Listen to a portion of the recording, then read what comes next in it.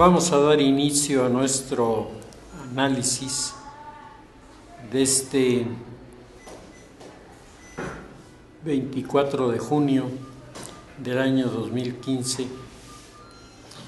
y en el tema internacional yo quisiera tocar la polémica que se ha suscitado en torno a la encíclica del Papa Francisco, Laudate Si Miseñore, que es Alabado seas mi Señor, en la que el Papa rescata el tema del cuidado del medio ambiente que está siendo modificado por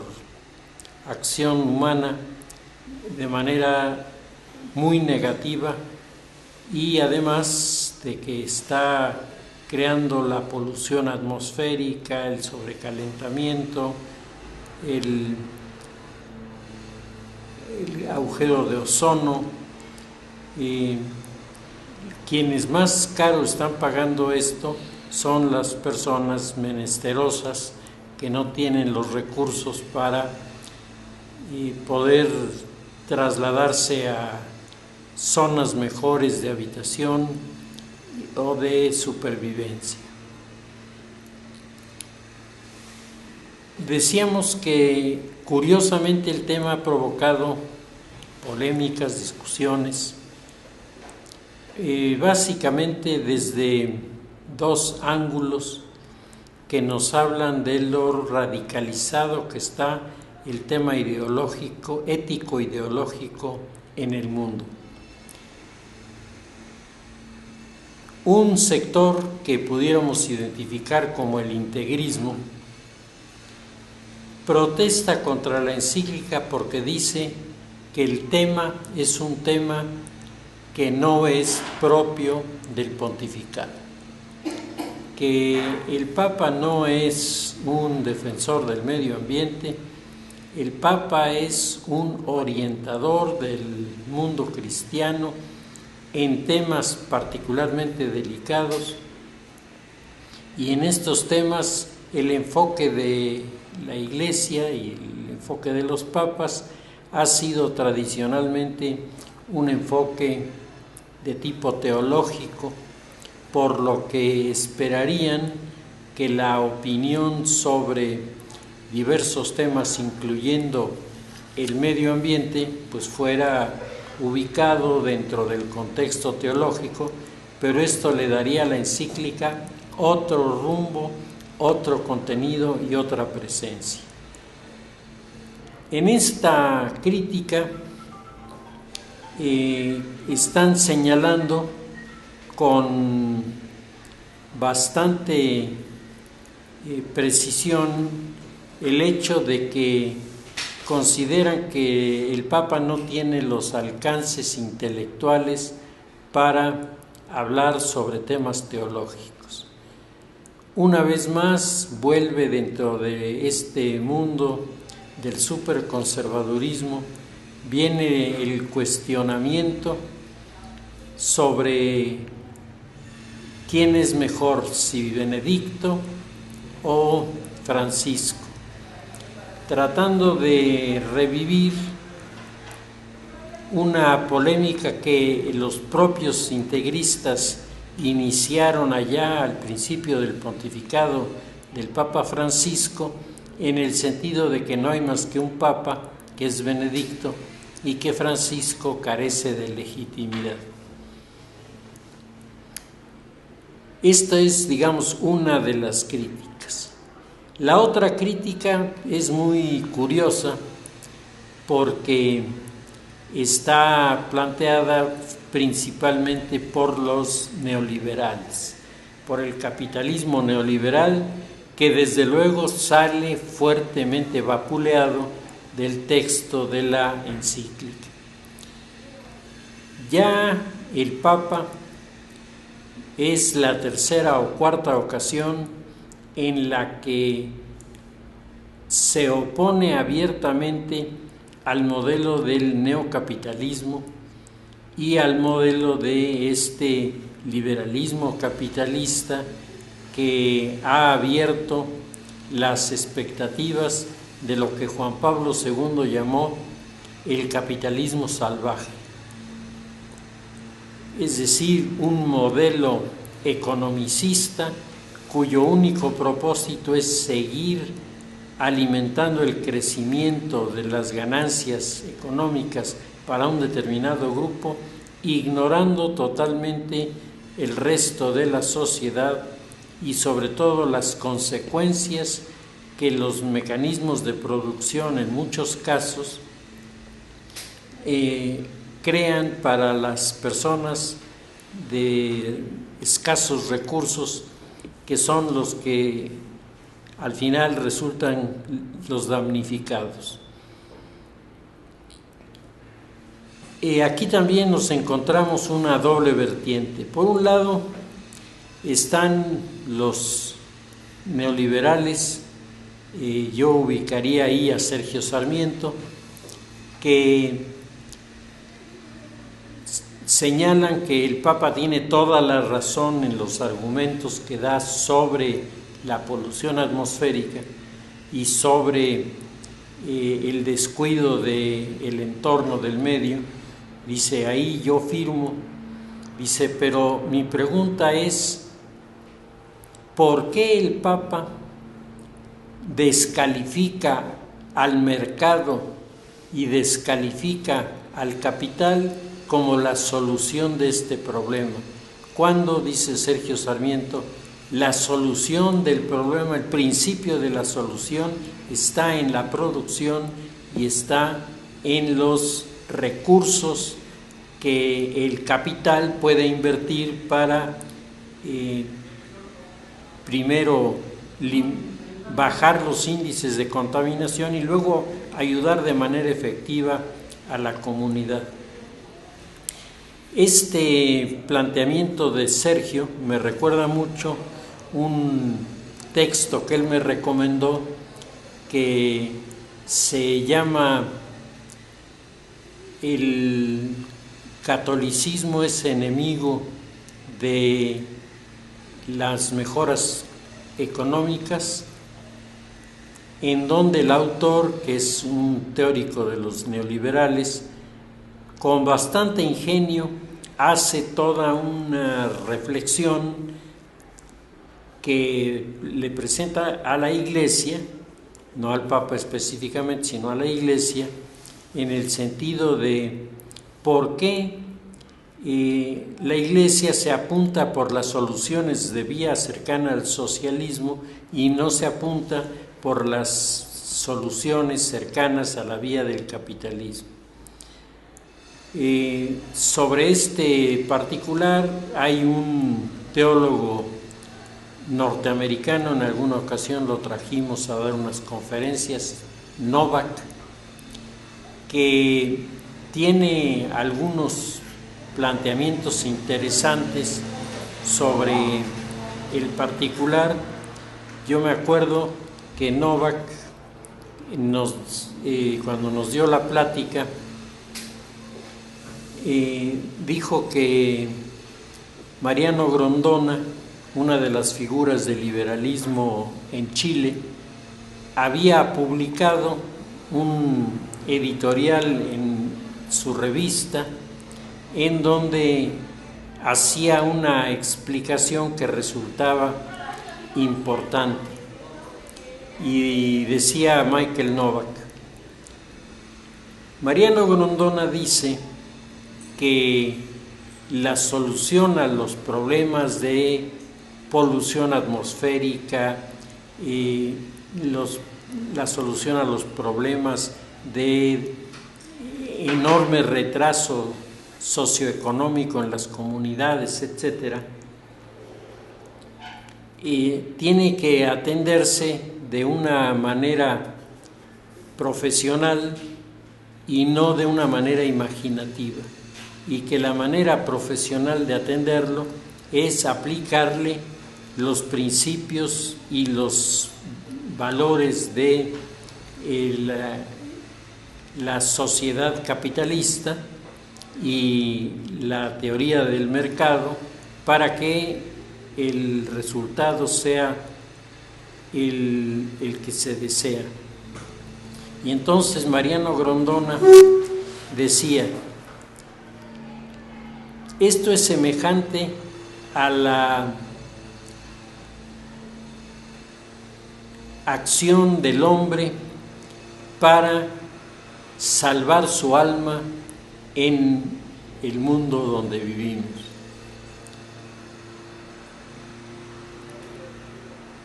En primer lugar, los que se sientan a la derecha del Señor en el momento mismo en que pasan de una vida a la otra,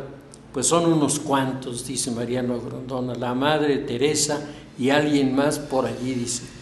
porque todos los demás que somos pecadores, a todos los demás nos va a tocar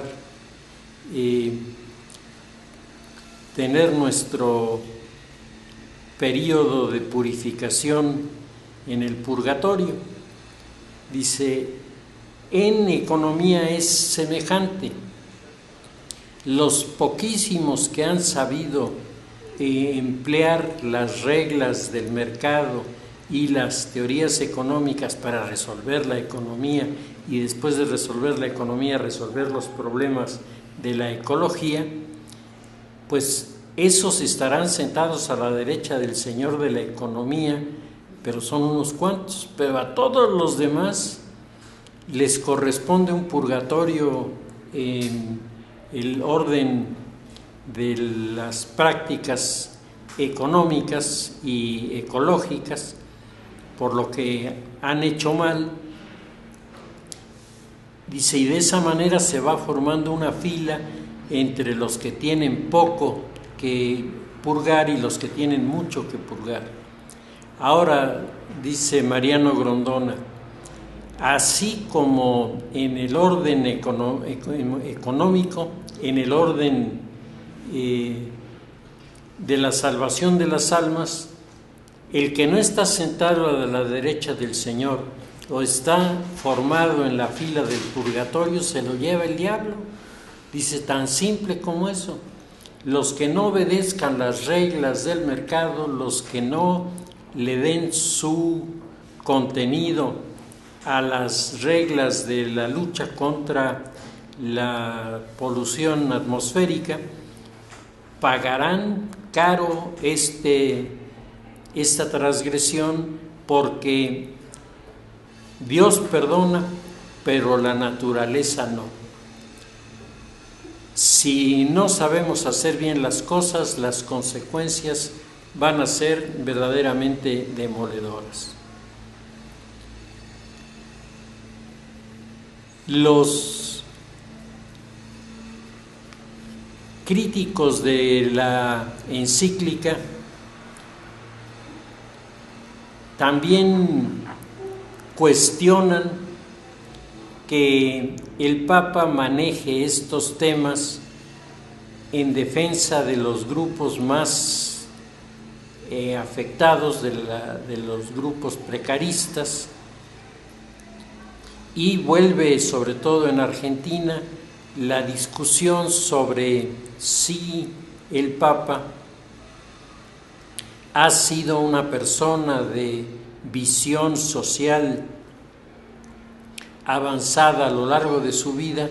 o si es solamente, como ellos dicen, sus críticos en Argentina, una pose que tiene el Papa frente a estos desafíos. El historial del Papa, la biografía del Papa, nos hace presente algunos datos que vale la pena revisar para cerrar este planteamiento. La acusación al Papa de no estar interesado siempre en el tema de lo social queda descartada cuando revisamos su biografía y revisamos los textos que él publicó antes de llegar a ser incluso cardenal en Argentina. Monseñor Bergoglio es un hombre que, como Monseñor Devoto, estuvo en medio de la crisis de tipo ideológico provocada por la Guerra Fría, en el que parecía imposible estar del lado de lo social y no caer en el marxismo. Esto parecía imposible. De la misma manera que el tener buenos resultados en el mercado y hacer crecer a la sociedad se identificaban como la entrega al capitalismo imperialista. En un país como Argentina, país de extremos,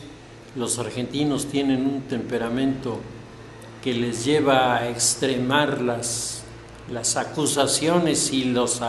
alabanzas. En los años 60, que es cuando comienza a tensionarse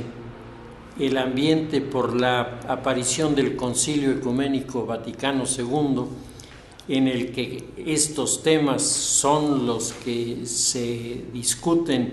al interior de las aulas conciliares y no los temas que los periodistas manejaban desde fuera y que mucha gente equivocadamente suponía que eran los temas que se estaban escogiendo para debatir. En esta realidad de transformaciones tan profundas en el orden tecnológico que se da durante el periodo de la Guerra Fría, las protestas y las críticas de muchos religiosos, religiosas que viven haciendo su apostolado en medio de la gente más pobre, pues clamaban cuando los grandes grupos de industriales eran capaces sí de elaborar su índice de producción a números impresionantes, pero no eran capaces de atender a la polución provocada por sus chimeneas. Esto es parte de lo que comienza a plantearse durante este periodo, y hay que recordar que el pensamiento de la Iglesia respecto al tema de lo social propiamente nace con la encíclica Rerum Novarum en 1891 y ha venido de la Rerum Novarum avanzando hasta llegar a la Laborem Exercens en aquella época, la encíclica en donde se hablaba sobre el valor del trabajo, porque uno de los puntos que ya comenzaba a desarrollarse desde aquella época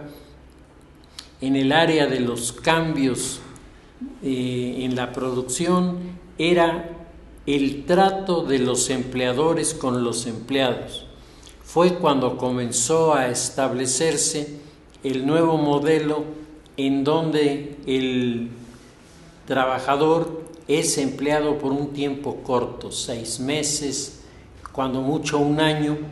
y al año tiene que nuevamente renovar su contrato, pero ese contrato automáticamente deja fuera la posibilidad de ir creando antigüedad en la empresa, porque si el empleado pretendiera retirarse y que la empresa le pagara su antigüedad, la empresa le diría: tu antigüedad es de 6 meses o de 1 año, cuando más, y por lo tanto ni el trabajador ni el empresario tendrían el empresario que desembolsar y el trabajador que recibir una cantidad de dinero más o menos importante.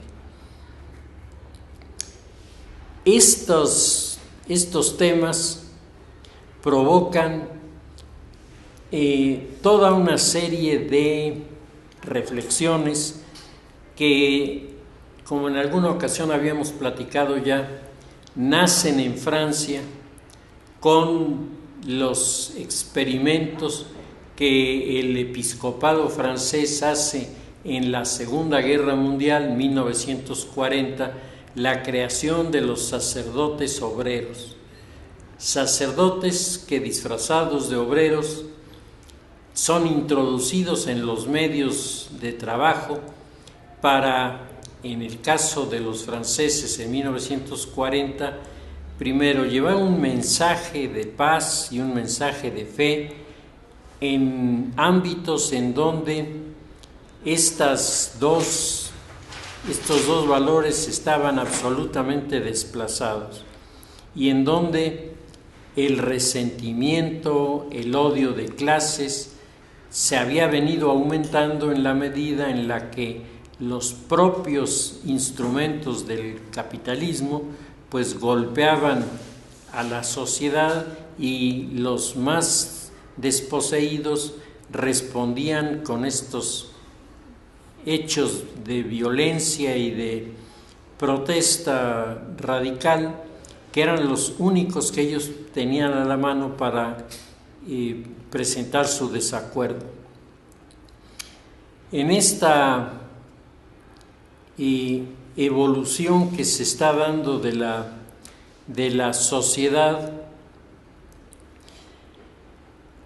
surge un grupo de teólogos que originalmente se establecen en la Universidad de Lovaina en Bélgica, una universidad fundada por los jesuitas, que es una universidad considerada como el laboratorio de las teorías importantes y más avanzadas sobre el tema de la teología frente a la problemática social. Lovaina comenzó a producir toda una serie de ideas, dentro de las cuales estaba la propuesta de crear a los sacerdotes obreros. En 1940, el episcopado francés hace el acuerdo y un grupo de más o menos 250 sacerdotes fueron infiltrados en los centros de trabajo, sobre todo en los centros de trabajo que habían sido auspiciados por el nazismo,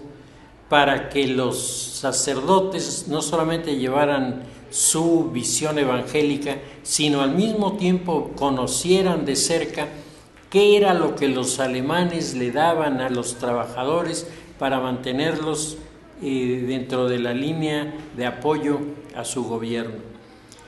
El modelo no funcionó tan mal, a pesar de que cuando menos 4 o 5 de los sacerdotes obreros acabaron en los campos de concentración y murieron en los campos de concentración. Sin embargo, el experimento resultó interesante. Apenas concluida la Segunda Guerra Mundial, aparece un texto en Francia que rápidamente le da la vuelta a Europa, porque es un retrato de lo que está pasando a la sociedad europea después de la guerra. Este librito, es un librito pequeñito, se llama Francia, país de misión. Y en este texto, los autores, que son varios sacerdotes de la ciudad de París, le preguntan al episcopado francés para qué seguir manteniendo las misiones en África, las misiones en Asia, las misiones incluso en América Latina, cuando París es territorio de misiones, cuando en los primeros lugares en donde Francia muestra su desaparición de la creencia religiosa es en las grandes urbes europeas, llámense París, llámense Londres, llámense Viena, llámense Ámsterdam. En cualquiera de las grandes capitales el factor común es la pérdida de respeto y credibilidad a la fe. Entonces preguntaban los sacerdotes firmantes de este documento, ¿por qué en lugar de irnos de misiones al África no comenzamos por cristianizar lo que tenemos junto, que es además lo que más nos importa? La discusión se vuelve una discusión interminable y el episcopado acaba dando como una solución experimental la formación de sacerdotes obreros que van a incursionar en los sindicatos en Francia durante un periodo de tiempo, más o menos 2 años, y en este tiempo varias órdenes religiosas aportaron voluntarios, pero el número mayor fue de jesuitas.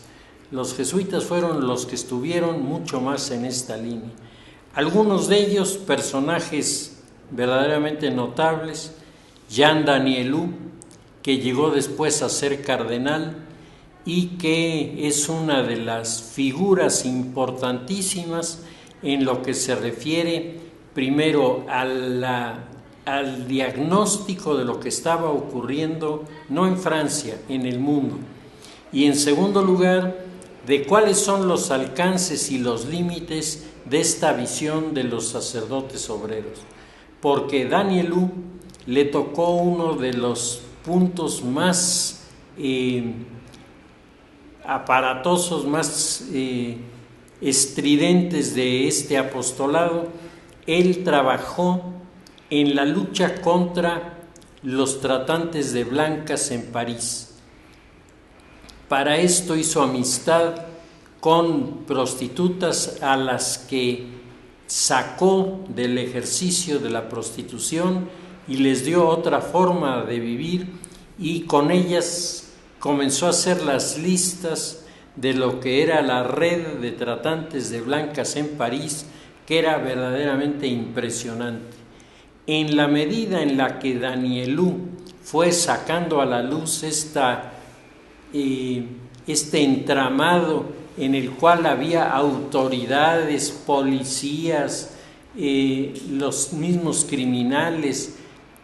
todos coludidos en el mismo proyecto, la figura de Danielou fue señalada y estigmatizada por estos mismos que se sentían perseguidos y lanzaron las acusaciones más malintencionadas que pudieron por la amistad que tenía el cardenal Danielou con las prostitutas que le habían dado la información. Finalmente, Danielou, como el resto de la comunidad de sacerdotes que se habían presentado de voluntarios, son retirados del experimento, en primer lugar para hacer una evaluación de lo que habían logrado y de lo que no habían logrado, y en segundo lugar porque ya había signos de inquietantes en algunos sacerdotes al estar involucrados en el tema de lo social. El tema que resultaba más inquietante era el tema de los sacerdotes que se corrieron radicalmente a posturas revolucionarias en el tema de la defensa de los trabajadores. Ya no era la defensa de los trabajadores, sino era la prédica de la lucha de clases de Carlos Marx. Y entonces ahí comenzó a haber toda una serie de tensiones muy fuertes. El tema de los sacerdotes obreros, discutido por los episcopados, finalmente es desechado, a pesar de que la primera experiencia hecha por el episcopado francés en 1940 no había resultado tan mal, y el experimento del Instituto Russicum, que había sido desarrollado por el Papa Pío XI y continuado por el Papa Pío XII, había dado en términos generales buenos resultados. Pero lo que funcionó en el mundo comunista no funcionó en el mundo liberal, capitalista, que era el mundo europeo de la posguerra. En América Latina, estos temas pasan por la revisión que les hace un grupo de sacerdotes encabezados por el padre Gustavo Gutiérrez Merino. El padre Gustavo Gutiérrez Merino era un pastoralista. Él estaba desarrollando un trabajo pastoral que proviene de una familia muy humilde en Perú y que destaca como un hombre de una fuerte espiritualidad, una gran capacidad de comunicación y una preocupación muy especial por la gente pobre.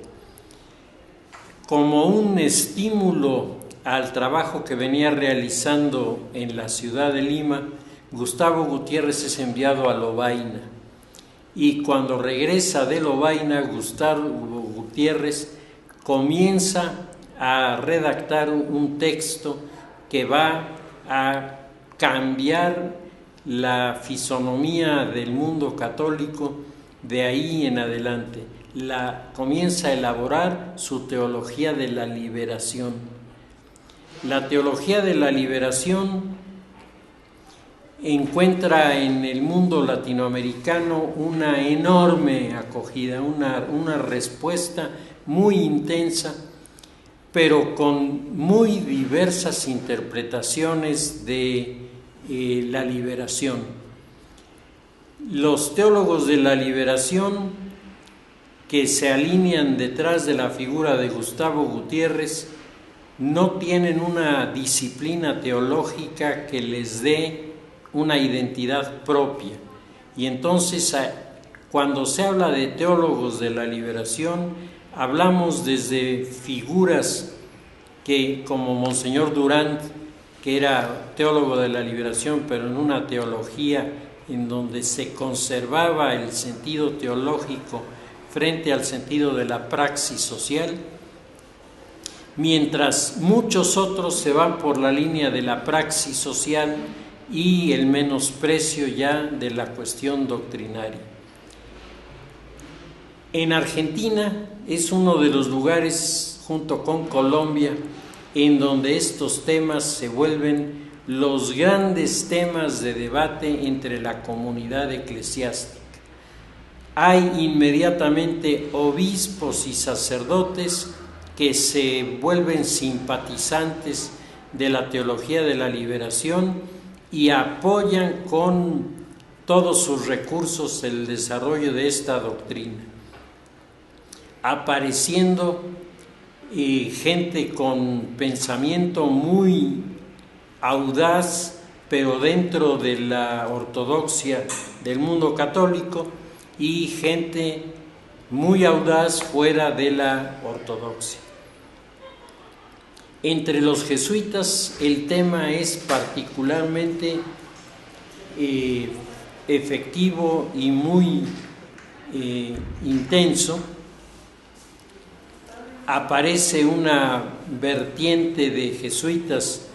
que se van acercando con la teología de la liberación a los grupos revolucionarios, los tupamaros, los montoneros. En Chile el grupo Manuel Rodríguez, los grupos de los frentes de liberación que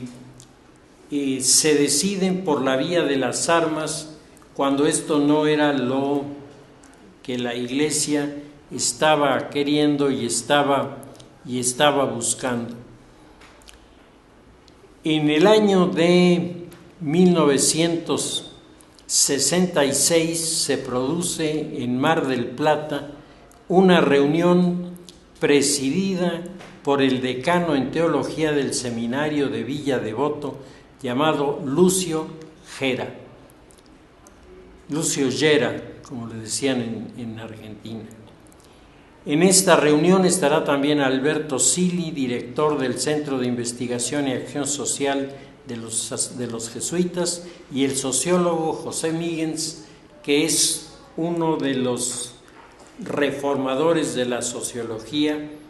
que están tratando de ubicar la postura de la Iglesia respecto de estos temas. En la reunión de el Mar del Plata se comienzan a definir posiciones y el personaje que destaca es Lucio Llera, que se convierte en uno de los más destacados teóricos de una teología de la liberación cercana a la Iglesia y que no toma el marxismo como punto de referencia, sino como una mala interpretación de la historia. Lucio Llera es maestro de Monseñor Bergoglio, el actual Papa Francisco. Será su mentor en el tema de la sociología religiosa. Lucio Llera tiene como alumno a Bergoglio en un seminario que imparte con el tema Iglesia Mundo, en donde los puntos de referencia de la teología de la liberación aparecen, pero Lucio Llera con mucha tranquilidad separa el pensamiento de la Iglesia del pensamiento de Carlos Marx, mientras Gustavo Gutiérrez Merino daba unos derrapones en esa época tremendos y comenzaba a hacer una enorme confusión entre lo que era la visión cristiana de la vida, de lo que era la visión marxista de la historia, que Lucio Llera rechazaba, pero Gustavo Gutiérrez y sus seguidores admitían. Lucio Llera es convocado por el cardenal Quarrachino a participar en un experimento que fue un experimento muy propio de los tiempos de la Guerra Fría. Se fundó una revista, incluso con recursos que el cardenal Quarrachino aportó, cuyo director, Albert Metalli, era el coordinador de una serie de pensadores, unos de línea muy radical y otros de pensamiento muy avanzado en lo social, pero apegados a la Iglesia. El director es Albert Metalli, pero el alma del grupo se llama Alberto Metol Ferré, a quien tuvimos nosotros aquí en uno de los encuentros. Alberto Metol es una figura notable en el mundo romano en aquella época, y el Papa le pide a Alberto que le dé unos años de su vida al Celam, y cuando está en el Celam, el Papa le pide a Alberto que dirija una revista que se llamó Víspera, en donde se va a convocar a todos los que escriben bien, pero con ideas muy discutibles, para tratar de, en un lapso de tiempo que está fijado, decidir quiénes están con la Iglesia y quiénes ya tomaron su propio camino. En este trabajo, Monseñor Quarracino, el cardenal Quarracino, acerca las realidades del mundo argentino a las realidades del mundo del CELAM, y Alberto Metol se convierte en el factor para atraer gente que, de acuerdo con la Iglesia, quiera reflexionar sobre estos problemas. Y esto en 1982 tendrá como consecuencia la convocatoria que hace Alberto para la realización del primer encuentro de intelectuales católicos en Bogotá, a la cual me hizo el favor de invitar el cardenal Quarracino, y que en mi vida representó sin duda un parteaguas. Alberto Carriquiri, Guzmán Carriquiri, y Lucio Llera definen en el ámbito intelectual los núcleos que están ligados a la Iglesia y los que no, y entonces el Papa pide desaparecer la revista, que ya cumplió su propósito, y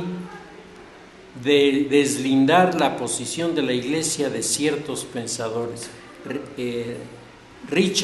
Ricardo Richards, entre otros, es de los teólogos puestos a un lado. Gustavo Gutiérrez queda como en el limbo, porque Gustavo Gutiérrez, cuando la Iglesia le pide, defina cuál es su posición, da 3 pasos para atrás, pero apenas la Iglesia le retira la presión, los vuelve a dar para adelante. Siempre ha tenido esta postura ambivalente. En el momento presente, mis amigos del CELAM me juran y perjuran que ya dio los 3 pasos para atrás de a de veras y no va de regreso. Yo espero que sí, porque es un hombre sumamente inteligente y sus libros son libros que impactan muchísimo en la sociedad. Al mismo tiempo que se está produciendo este debate teórico, en Argentina se está produciendo el fenómeno de lo que se llama la guerra sucia. Es decir, los militares se enfrentan a los revolucionarios, aparecen los grupos terroristas, los montoneros, el Ejército Revolucionario Popular, el ERP, que lo manejan los trotskistas, y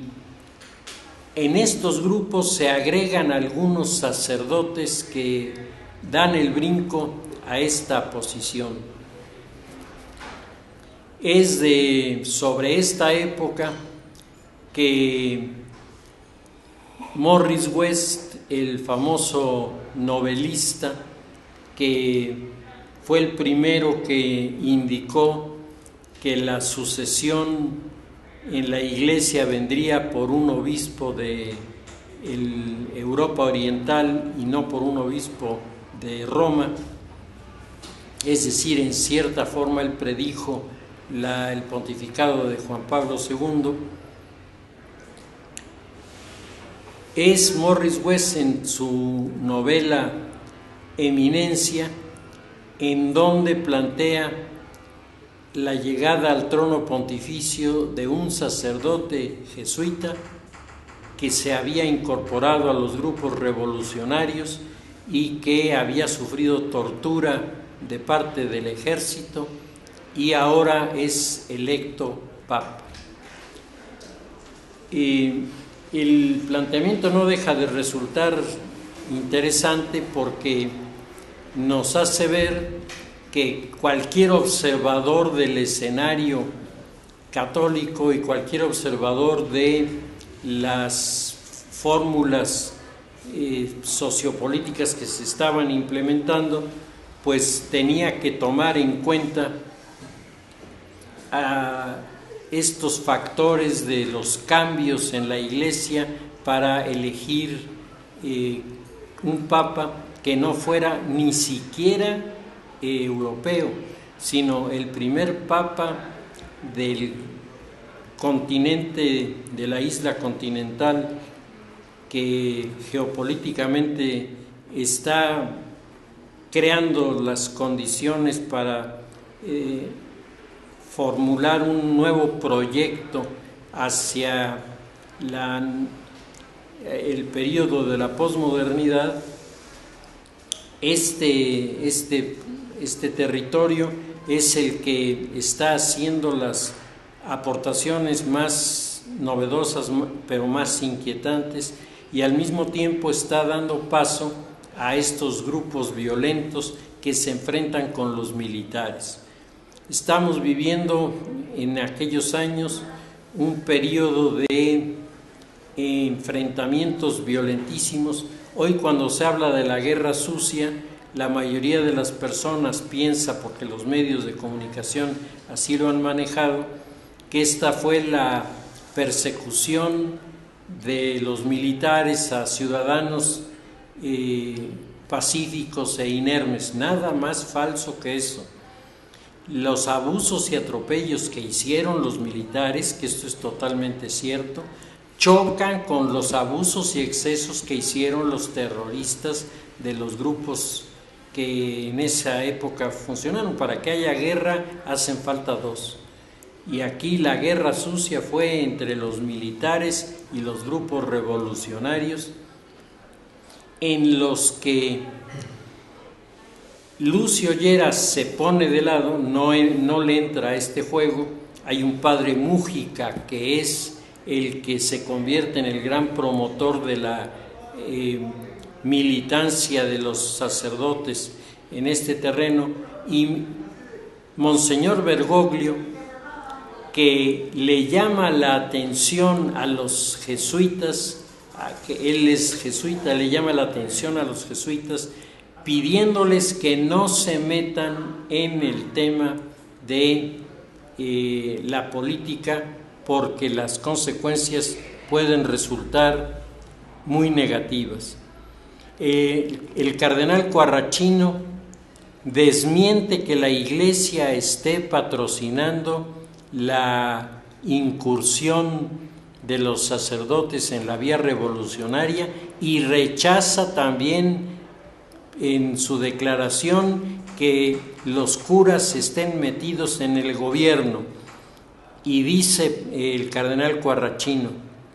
es en la época del general Onganía cuando esto sucede, y si los sacerdotes lo hicieran, estarían contra el pensamiento y la voluntad de la Iglesia. Esto lo dice en julio de 1966. En esa misma época, Bergoglio le está diciendo a los jesuitas que no se metan en esto, y él en lo personal sigue haciendo declaraciones que lo posicionan como un líder de los grupos sociales, es decir, sigue defendiendo la causa de los marginados, pero no se deja llevar por los elementos ideológicos. El ejército captura a 2 jesuitas que estaban relacionados con secuestros y relacionados con asaltos. Y la idea de los militares es aplicarles llevarlos a un juicio militar y de ahí enviarlos por el resto de su vida a prisión. Monseñor Bergoglio habla con el cardenal Quarracino, y el cardenal Quarracino, que tenía un gran ascendiente sobre Onganía, le pide a Onganía que le devuelva a los jesuitas. y Onganía le dice que sí, pero le pone una condición: no los quiero en Argentina. O sea, si salen, se van. Y así ocurrió, salieron de la cárcel y se fueron del país, aunque después regresaron. Cuando se produce la caída de Onganía, ellos regresan, pero ya no regresan a incorporarse a las guerrillas. La interpretación tendenciosa de los enemigos de Monseñor Bergoglio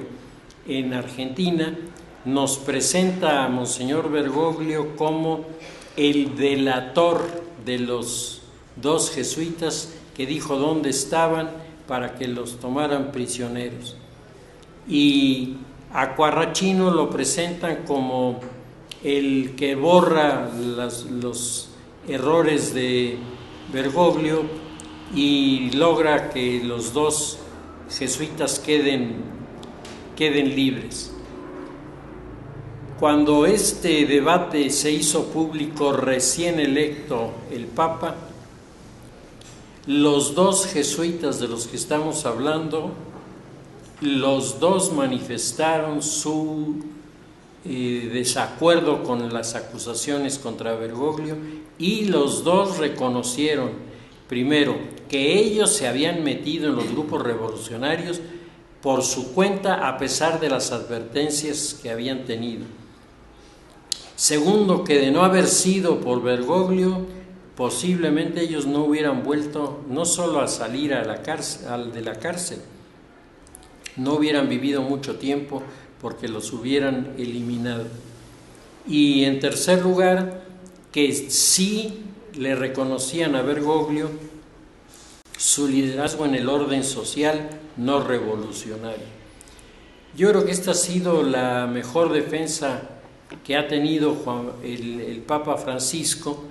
de dos personas que sufrieron la persecución y en donde él tuvo un papel importante para rescatarlos.